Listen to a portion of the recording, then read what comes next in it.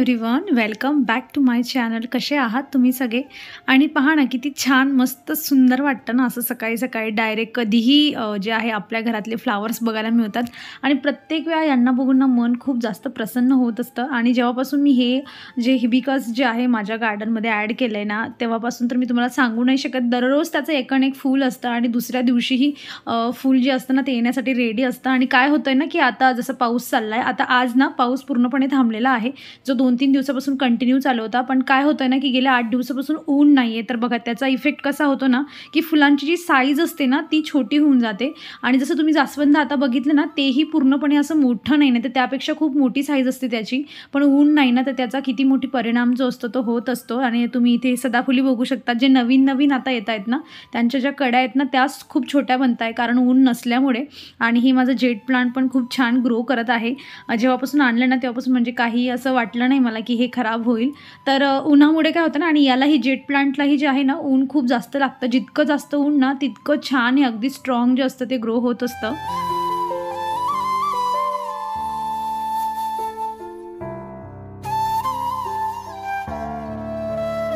पडणारा पाऊस पडून थांबला पण, आणि उगाच जे आहे स्कूलवाल्यांनी जे आहे पियाला सुट्टी मिळालेली आहे. आणि इतका प्रचंड असा कधी-कधी राग येतो ना, तुम्ही बघू शकता तिथं टीव्हीचं पूर्ण कॉर्नर आहे ना, पूर्ण तिच्या क्राफ्टच्या सामानाने भरलेलं आहे. आणि काही गरज नसताना ही एक ग्लूच्या बॉटलला, फेविकॉलच्या बॉटलला ही अशी कॅप तिने बनवलेली आहे. आणि त्यासाठी माझं तिने काल एवढं डोकं खाल्लं होतं की मला काहीतरी युनिक बनवायचं आहे. आणि फायनली जे आहे मी लक्ष देतच नाही तिच्याकडे. मी तिला म्हणते तू तुझं बनव. आणि त्यानंतर आहे ना ती जे बनवते ना ते त्याचं आउटपुट खूप छान असतं. म्हणजे काहीतरी वेगळंच ती क्रिएटिव्हिटी करत असते. आणि तेव्हा आपल्याला आनंदही होतो, पण थोडा त्रासही देत असते. आणि असं सुट्टीचा दिवस जेव्हा असला ना, म्हणजे सॅटर्डे संडे सोडला की त्या व्यतिरिक्त जी अशी अचानक सुट्टी मिळते ना, तर तो दिवस ना मुलं थोडं जास्त वैताग देतात असं मला वाटतं. कारण की सॅटर्डे संडेला आपल्यालाही निवांत टाईम असतो, तर मग आपण कुठेतरी बाहेर जातो. पण अशा अचानक मिळालेल्या सुट्टीमध्ये कुठेही जाता येत नाही. आणि पसारा तुम्ही बघू शकतात.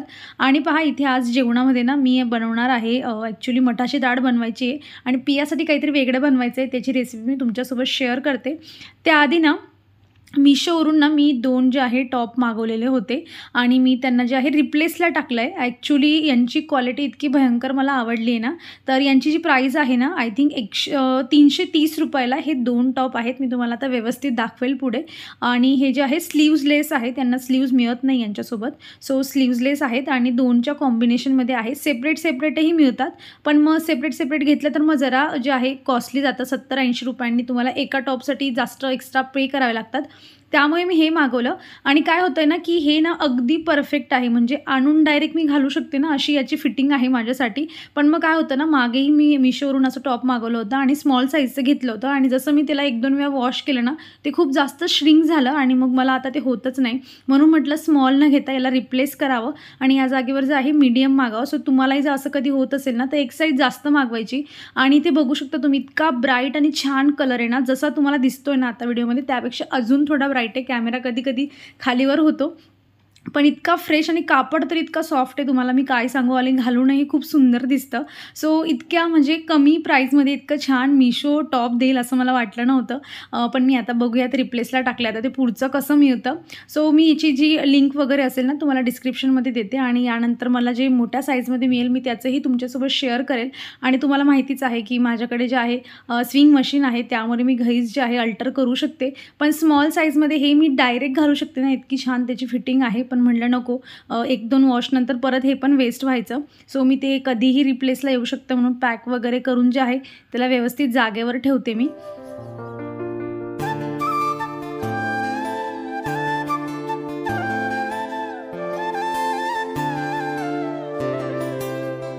आम्ही ना जोवर मुंबईला राहत होतो ना, तोवर तुम्ही पियाचे केस जर तुम्ही तेव्हा मला तेव्हापासून फॉलो करत असाल ना, तर तिचे केस ना खूप मोठे होते. म्हणजे अगदी म्हणजे तिचे पोनी घालून म्हणजे तिची वेणी पडायची ना, एवढे छान केस होते. पण जसं आम्ही इकडे पुण्यात शिफ्ट झालो ना, मी तिचे केस कट केले. आणि त्यानंतर आता 6-7 महिने झाले इथे येऊन. आणि मी काय करते ना, 2-3 महिने तिचे केस कट करून घेते. एक वेळा बाहेर जाऊन केले होते आणि मग त्यानंतर जे आहे घरीच करते. सो मला असं वाटतंय ना, की आज मुहूर्त काढावा आणि तिचे केस जे आहे थोडे कट करावे. कारण विंचरताना ना उगाच मला असं वाटतं तिला ओढलं जातं की नाही ओढलं जात, पण ओरडायची कामं खूप करते ती. म्हणून मला असं वाटलं की थोडं आज जे आहे, जर मूड झाला माझा दुपारपर्यंत तर आज तिचे केस कट करेल. आणि काय होत होतं की छान ब्राईट लाईट नाही ना, म्हणून मी जे आहे ना हे माझं अरेका पाम बाहेर आणून ठेवलं होतं. काल परवापासूनच मी बाहेर आणून ठेवलं आहे, कारण तुम्ही पडदे ओपन करा किंवा लाईट लावल्याशिवाय जे आहे घरातले कामंसुद्धा होत नाही, एवढं अंधार होऊन जातं. आणि पाऊस सुरू झाला मग तर विचारूच नका, खूप जास्त अंधार होतो. सो असे जे घरातले झाडं आहेत ना, ह्या ज्या पावसाच्या सिच्युएशनमध्ये ना, तर तुम्ही पण बाहेर आणून ठेवा जा, जेणेकरून त्यांना नॅचरल जी ब्राईट लाईट आहे ना ती मिळेल. 1 no cheating. 1 2 3 and start. माझे सगळे उलटे केले तर तू.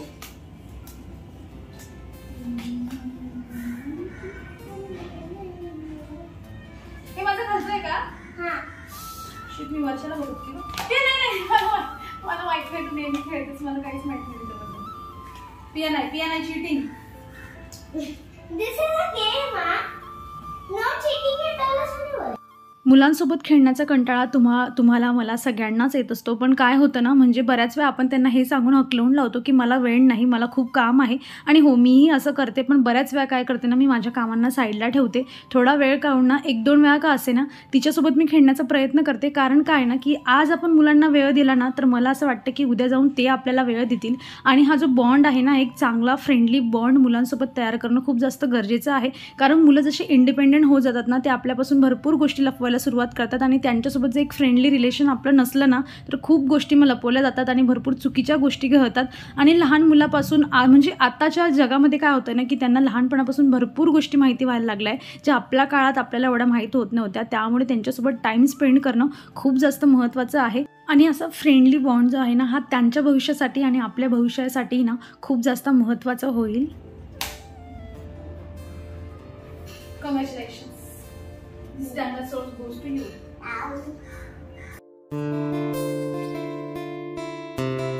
मागच्या व्लॉगमध्ये मी तुम्हाला सांगितलं होतं ना, की सकाळी जी होती कढी खिचडी बनवली होती आणि रात्री जर मला पाव मिळालाच तर मग मी पावभाजी बनवेल. सो मला जो होता ना, एवढ्या पावसातही पाव मिळाला होता. सो मी रात्री जी होती पावभाजीच बनवली होती आणि त्यातलीच थोडी पावभाजी उरली होती आणि काही पाव पण उरले होते. तर आणि बघा, मी तुम्हाला थोड्या वेळापूर्वीच दाखवलं होतं की मी मठाची डाळ बनवणार आहे. आणि जनरली काय होतं ना, की जेव्हा काहीच ऑप्शन नसतं ना, तेव्हा पिया एकदम हॅपीली हे सगळं खाऊन घेतले. कुठलीही डाळ असो, काही असो, भाकरी देखील ती खाऊन घेते.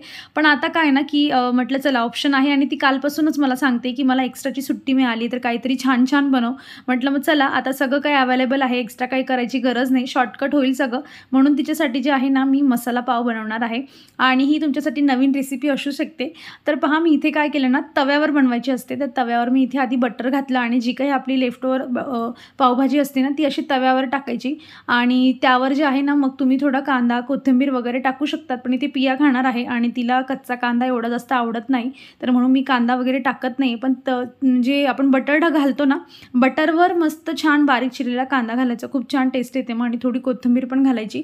आणि त्यानंतर जे आहे ना, मला इथे जवळून शूट करायचं आहे, म्हणून मी पियाला सांगते की तोवर तू ट्रायपॉड जो आहे तो ॲडजस्ट करून ठेव. हळूहळू शिकली ते आता कमी जास्त करायचं आणि तिने करून ठेवला होता. आणि म्हटलं चला आता जवळून तुम्हाला रेसिपी दाखवते. तर अशा पद्धतीने जे आहे ना, छान मस्त थोडं एक्स्ट्राचं बटर घालायचं. कधीतरी खाऊ शकतो आपण एक्स्ट्राचं बटर. आणि अशा पद्धतीने जे आहेत ना, मस्त पाव दोघी साईडून शेकून घ्यायचे.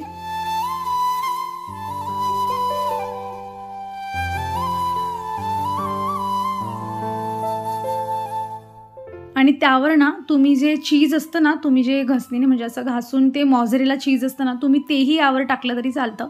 माझ्याकडे स्लाईस होत्या तर मी त्याच्यामध्ये जे आहे एक लेअर त्याची दिली आणि त्यानंतर आजूबाजूने छान बटर लावून शेकायचं. आता समजा तुमच्याकडे पावभाजी नाही आहे, पण तुमच्याकडे असा पाव उरला आहे, मग आता काय करायचं, पावभाजीचा मसाला घ्यायचा आणि ह्या ज्या म्हणजे आपण कांदा वगैरे जेव्हा टाकतो ना, तेव्हा त्याच्यामध्ये थोडा तो मसालाही घालायचा आणि हा पाव दोघी साईडून मस्त शेकून घ्यायचा. आणि मग ऑप्शनल आहे, तुम्हाला जर पाहिजे असेल चीज तर तुम्ही चीज घालू शकता, नाही जरी घातला तरीही चालतं. पण कांदा घातला ना तर त्याचा क्रिस्पीनेस खूप छान होतो. पण पियाला इथे नको होता, म्हटलं चला मग असंच बनवूया. आणि इथे इझी, सिम्पल आणि महत्त्वाचं म्हणजे पिया खूप जास्त हॅपी होणार आहे अशी रेसिपी जी आहे माझी, क्विक आणि इझी बनवून जी आहे मस्त छान क्रिस्पी शेकून घ्यायचं. आणि तुम्ही ते बघू शकतात किती छान दिसत आहेत.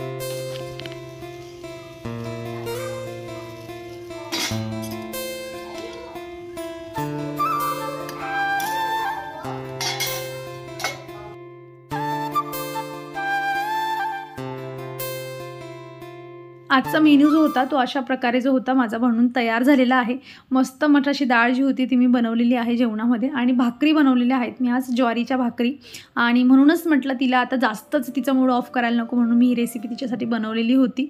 आणि आज जे आहे ना वातावरण असं झालं आहे ना की पाऊस नाही आहे पण हवा खूप सुटली आमच्याकडे आणि तुम्ही बघू शकतात खूप जोरात हवा चाललेली आहे. मुझे सोना पसंद है, मुझे काम करने को बोर होता है, मुझे काम करने को बोर होता है, मुझे सोना पसंद है, मुझे सोना पसंद है, मुझे काम करने को बोर होता है, मुझे काम करने को बोर होता है, मुझे सोना पसंद है.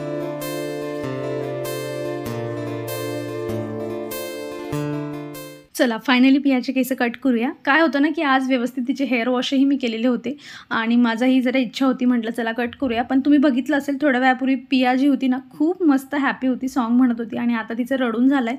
कारण असं की तिला केस कटही करायचे असतात आणि नसतातही आणि दोघांमध्ये ना ती एक वेळा रडून घेते आणि मग स्वतःच येऊन म्हणते की चल मम्मा ठीक आहे आता तू केस कट करू शकते. आणि सगळ्यांचं जसं होतं सगळ्यांचं केसांवर प्रेम असतं, कटही करायचे असतात आपल्याला पण छान मोठे झालेले असतात तर नको वाटतं कट करायला.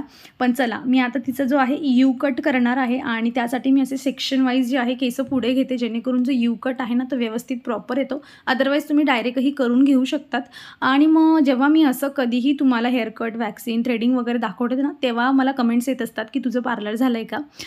तर नाही मी पार्लर वगैरे काहीही केलं नाही आहे. म्हणजे 12th नंतर ना मला थोडं असं माझी मावशीने जे आहे तिने पार्लरचा क्लास वगैरे लावला होता आणि मग आमच्याकडे येऊन त्या गोष्टीबद्दल डिस्कस वगैरे व्हायचं तर मग मला इंटरेस्ट आला. म्हटलं चला मग आपणही शिकूया. सो तिच्याकडून स्टार्टिंग केलं मी आणि नंतर जे आहे 1-2 वर्षानंतर यूट्यूब वगैरेवर सगळ्या ज्या गोष्टी इंटरनेटवर इझिली जे आहे बघायला मिळाल्या आणि मग त्यानंतर मी जे सगळं जे पार्लरच्या गोष्टी आहेत वॅक्सिंग थ्रेडिंग वगैरे माझं मला जे करायचं आहे म्हणजे मला गरज पडत नाही पार्लरमध्ये जाऊन काय करायचं, मी सगळं घरीच करून घेते आणि अशा पद्धतीने मी प्रॅक्टिस करून घरीच सगळं शिकून गेले.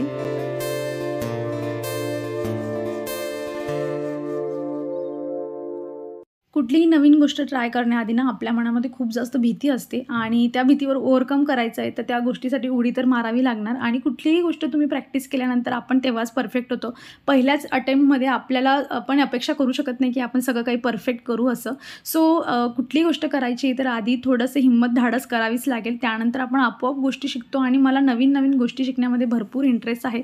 DIY असो, घरातल्या गोष्टी असो किंवा असं पार्लर वगैरे असो. स्टिचिंग पण बघा मी मशीन घेतलं घरी, मला काही गरज नव्हती. म्हणजे बाहेर जाऊन आपण स्टिचिंग वगैरे करू शकतो पण मला असं वाटतं की जिथे आपण एकदा इन्व्हेस्ट करून भरपूर पैसा वाचवू शकतो आणि महत्त्वाचं म्हणजे जे काही आपल्याला करायचं आहे बाहेर पैसे देऊन त्याचा आउटपुट आपल्याला एवढा व्यवस्थित मिळत नसेल. कारण बऱ्याच वेळा काय होतं की बाहेर गेल्यानंतर आपल्याला पाहिजे तसं म्हणजे फिटिंग वगैरे करून देत नाही, अल्टर करून देत नाही. मग आपल्याला घरी येऊन खूप जास्त जे असतं ना ते व्यवस्थित वाटत नाही की आपण पैसा देऊनही आपल्याला मनासारखं काम झालेलं नाही आहे आणि मग ती गोष्ट आपल्याला खूप जास्त मनाला हर्ट करत असते. त्यापेक्षा आपण घरी ज्या गोष्टी करतो ना आपण 4 वेळा विचार करून करतो की हे बरोबर होईल की नाही आणि आपण मग रिझल्टही आपल्या मनासारखा येत असतो. आणि केसांचंही तसंच आहे. तुम्ही पार्लरमध्ये केस कट करायला गेले ना बऱ्याच वेळा होतं की आपण त्यांना खूप कमी लेंथ कट करायला सांगतो पण ते खूप जास्त करतात आणि असं घरी आल्यावर मग आपल्याला खूप जास्त पस्तावा होत असतो. आणि ह्या गोष्टी माझ्यासोबत व्हायला नको, म्हणजे छान दिसमूड व्हायला नको म्हणून मी जे आहे हे कामं घरीच करते. आणि आपण आज जे करतो ना ते मुलं आपल्याला उद्या फॉलो करणार आहेत. सो पैसा वाचवणं हे सगळ्यांचंच जे आहे ते म्हणजे एक हॅबिट असते की पैसा वाचवावा आणि कुठेतरी आपल्या आवडीच्या गोष्टींवर खर्च करावा. सो मुलं जेव्हा आपल्याला असं बघतात की आपण ह्या गोष्टी घरी करू शकतो, मम्मा करू शकते तर आपणही करू शकतो. सो त्यांची हळूहळू हॅबिट बनत जाते. असं मला वाटतं की जेवढ्या चांगल्या गोष्टी आपण त्यांच्यासमोर केल्या तेवढ्या चांगल्या गोष्टी तेही शिकतील. आणि चला असं माझी जी आहे पियाची इथे हेअरकट करून झालेली आहे. मी तिला ब्लो ड्राय वगैरे काही करत नाही कारण त्याने उगाच केस जे आहेत ते फ्रिझी होतात. सो त्यामुळे इथे परफेक्ट असं कट दिसत नाही आहे, वेडेवाकडे केस दिसतात. पण चला असं माझी छान हेअरकट जी आहे इथे करून झालेली आहे. अपेक्षा करते मी की तुम्हाला आजचा व्हिडिओ माझा आवडलेला असेल आणि जर तुम्ही इथपर्यंत बघत असाल कसा वाटला व्हिडिओ मला कमेंटमधून सांगा. आवडला असेल तर लाईक करा. चॅनलवर तुम्ही नवीन असाल तर मेक शुअर करून चॅनलला सबस्क्राईब करा. आपण भेटूयात मग पुढच्या अशाच इंटरेस्टिंग व्हिडिओमध्ये. तोवर तुम्ही स्वतःची काळजी घ्या. So take care friends and bye.